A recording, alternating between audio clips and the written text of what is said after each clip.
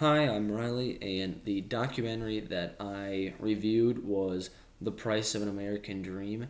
It is about a single mother in Florida that just moved from a nasty breakup, just trying to get a fresh start, and she's a single mother of three kids, and she's working three jobs day and night, just trying to make ends meet. With that, my key takeaway to this video, or kind of what this video is all about, is poverty.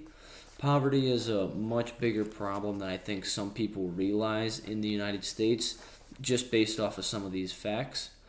One out of every two workers is poor, and one out of every three families is below the poverty line, which means one third of our country's families are below the poverty line, which is a lot bigger of an issue than some might think.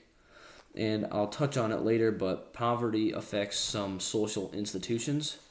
And some other stats and facts that I found from the video were to escape poverty, you must make at least $15 an hour.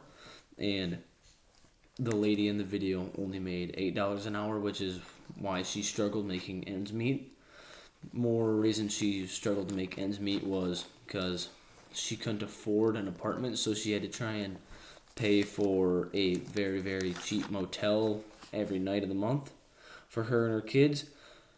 And since the recession of the downfall about 8 years ago in the United States, which cut job loss or that cut jobs, since then there's been about 9 million jobs that have opened up, but they are low pay and not good hours.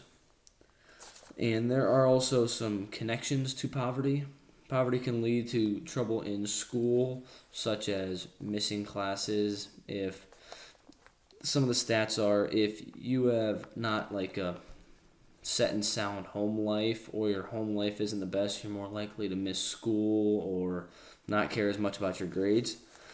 And it can also lead to violence and like crime. If you're poor, you're going to try and find any ways to make ends meet, whether that's legal ways or the way of crime.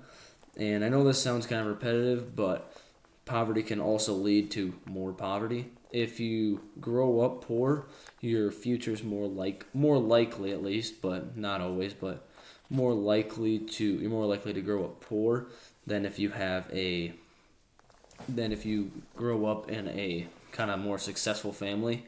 You're more likely to grow up successful then. Some of the social institutions that poverty affects are family and education.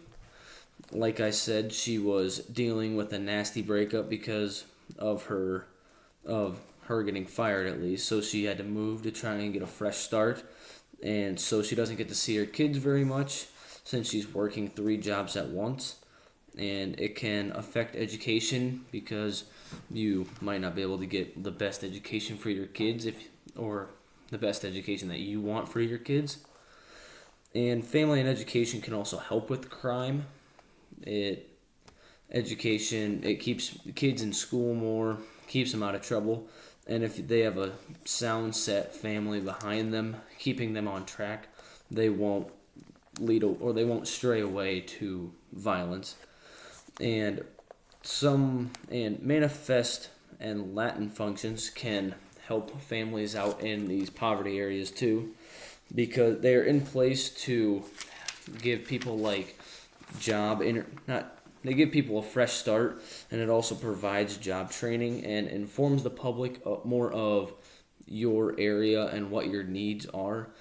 And it can also lead people to a more of a religious background and find out who you are as a person, I guess you could say. And there are also some programs in place for poverty areas and people with low incomes. They are the SNAP program. It provides monthly benefits via like electronic cards, like credit cards or something like that, that can be used for food and housing for low income areas. Another one is school meals, which can be free and reduced. Like we had it at our school during COVID when people were getting let go and people needed a sound meal, or at least one or two sound meals every day. The other program that I found was the TANF program. It's a state-run program that provides cash to low-income families when they need it. And that was the last program that I found, but in like kind of conclusion, poverty is a lot bigger of a problem than I think some people think. The fact that a third of our country is below the poverty line is really not good. And my question is, what's the most effective way to reduce poverty?